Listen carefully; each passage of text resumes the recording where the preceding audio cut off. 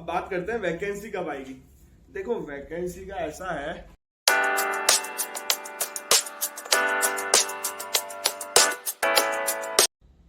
नमस्ते भाइयों, क्या हालचाल है आप सबके, और आप सबको गुड इवनिंग। आज अपन बात करेंगे दिल्ली जुडिशरी की, क्योंकि दिल्ली जुडिशरी रिलेटेड मुझे बहुत सारे क्वेश्चन आ रहे हैं कि कब आ सकती है वैकेंसी। अभी रिजल्ट आया था, मैंने बता दिया था कुछ दिन पहले कि रिजल्ट आने वाला है, तो मैंने रिजल्ट का वीडियो बना दिया था कि आ गया है रिजल्ट, और इन्फॉर्मेशन सही लिख ली थी वो भी, और काफी चीजें बताता रहता हूँ और स्टेटों की वैकेंसी बताता रहता हूँ कब तक आ सकती है, कब आएगी।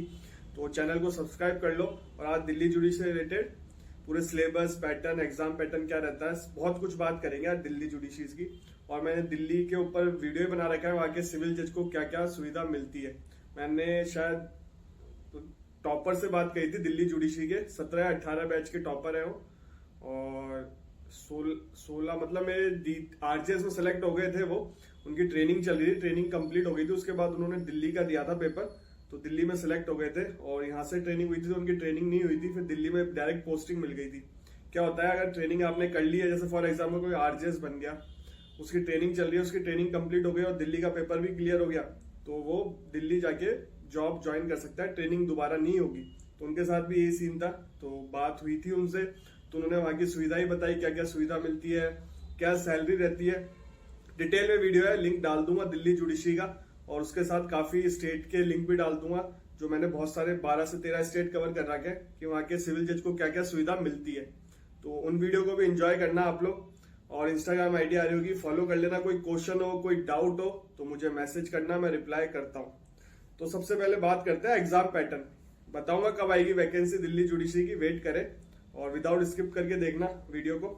देखो दिल्ली में प्री होता है, मेंस होता है, इंटरव्यू होता है, और जुडिशरी का यही पैटर्न है, और आईएएस का भी यही पैटर्न है। तो प्री ऑब्जेक्टिव होता है, मेंस में रिटन होता है, और वाइवा आप जानते हैं इंटरव्यू जो होता है। देखो प्री का पहले बात कर लेते हैं, क्या क्या सिलेबस रहता है प्री के, और मार्क्स भी बताऊंगा, नेगेटिव मार्क्स भी बताऊंगा क्या रहता है, पूरे डिटेल में बात करेंगे आज।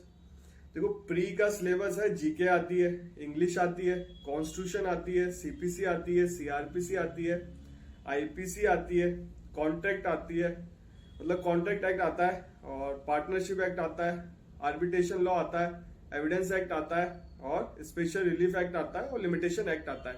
ये प्री का सिलेबस है, और 200 मार्क्स के क्वेश्चन आते हैं, और 200 ही क्वेश्चन आते हैं। और नेगेटिव मार्किंग 25% रहती है, मतलब 25% रहती है, मतलब एक गलत करोगे तो 1/4 आपके नंबर कट जाएंगे। नेगेटिव मार्किंग भी है, राजस्थान में नेगेटिव मार्किंग अभी तक नहीं हुई है, फ्यूचर में होगी पता नहीं, बट अभी तक राजस्थान में नेगेटिव मार्किंग नहीं है। मिनिमम क्वालिफाइंग मार्क्स भी है प्री में, 60% जनरल वालों के लिए है, और रिजर्व कैटेगरी के लिए 55%, मतलब 60% तो आपको लेके आने पड़ेंगे।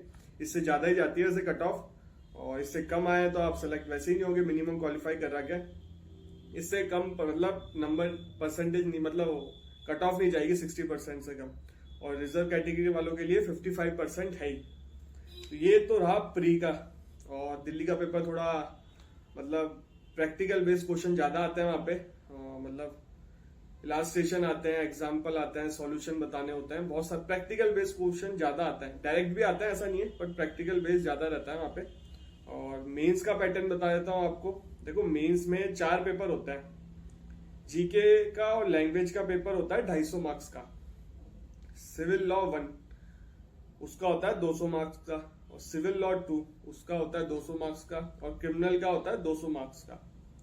और इसमें भी 40 मार्क्स 40% आनी चाहिए मिनिमम, और सबको मिला के 50% एग्रीगेट होनी चाहिए। मेंस में 40% मार्क्स तो आनी चाहिए, क्वालिफाइंग मार्क्स है मिनिमम, और 50% एग्रीगेट होनी चाहिए चारों पेपर को मिला के। ये जनरल कैटेगरी के लिए था। रिजर्व कैटेगरी के लिए 35% मिनिमम है, 45% एग्रीगेट होनी चाहिए, 5% कम है इसमें सब। और तो मेंस के सिलेबस की बात कर लेते हैं, क्या रहता है सिलेबस। अभी मैंने कर रखा था तो मैं आपको बता देता हूँ सिलेबस भी क्या क्या रहता है।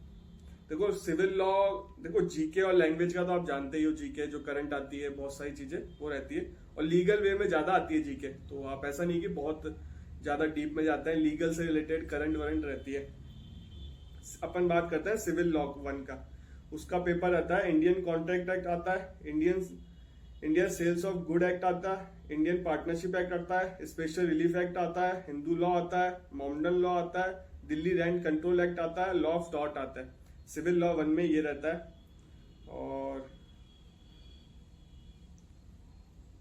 सिविल लॉ 2 में रहता है सीपीसी रहती है, लॉ ऑफ एविडेंस रहता है, लिमिटेशन रहता है, लॉ ऑफ रजिस्ट्रेशन रहता है, और क्रिमिनल में रहता है क्रिमिनल प्रोसीजर कोड रहता है, आईपीसी रहती है, इंडियन एविडेंस एक्ट रहता है। तो ये रहता है सिलेबस, और मैंने आपको पैटर्न बता ही दिया। इंटरव्यू का ही बता देता हूँ। इंटरव्यू में देखो मिनिमम 50% मार्क्स लेके आने पड़ेंगे आपको, और 45% रिजर्व कैटेगरी वालों के लिए लेके आने पड़ेंगे।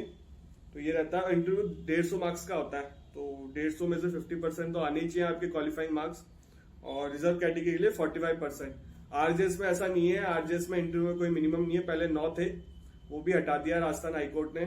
0 भी लाओ तो भी चलेगा। ये क्वेश्चन बहुत आता है, इसलिए मैं बता रहा हूँ कि आरजेएस में इंटरव्यू में 0 भी नंबर आए चलेगा, बट मेंस में आपको क्वालिफाई करने पड़ता है। लॉ के पेपर हिंदी इंग्लिश में क्वालिफाई करने की जरूरत नहीं है मेंस में भी, और प्री में भी नहीं है, पर प्री में ओवरऑल क्वालिफाई करना जरूरी होता है, पर हिंदी इंग्लिश के पेपर में क्वालिफाई करना मेंस में जरूरी नहीं है। लॉ के पेपर में जरूरी है आरजेएस में, और इंटरव्यू में जरूरी नहीं है क्वालिफाई, कोई मार्क्स नहीं है मतलब आरजेएस में। बट इसमें है दिल्ली जुडिशरी में 150 मार्क्स का इंटरव्यू होता है, 50% क्वालिफाइंग मार्क्स है, और रिजर्व कैटेगरी के लिए 45% है।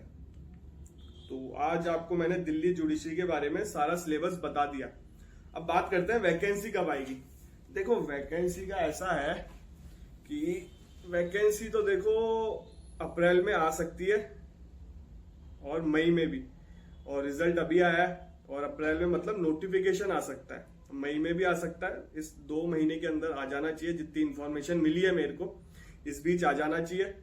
और पेपर में थोड़ा टाइम लगेगा, थोड़ा मान के चलो डेट आ जाती है इसके।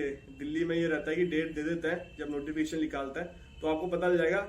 मतलब इस अप्रैल जो आ रहा है उसमें आ सकती है, कल से चालू हो रहा है अप्रैल, तो अप्रैल में वैकेंसी आ सकती है, या मई में आ सकती है, तो आने के काफी ज्यादा चांसेस है। वैसे भी रिजल्ट लेट आया, थोड़ा पहले आ जाना चाहिए था, बट लेट आया, चलो ठीक है। तो ये रहेगा।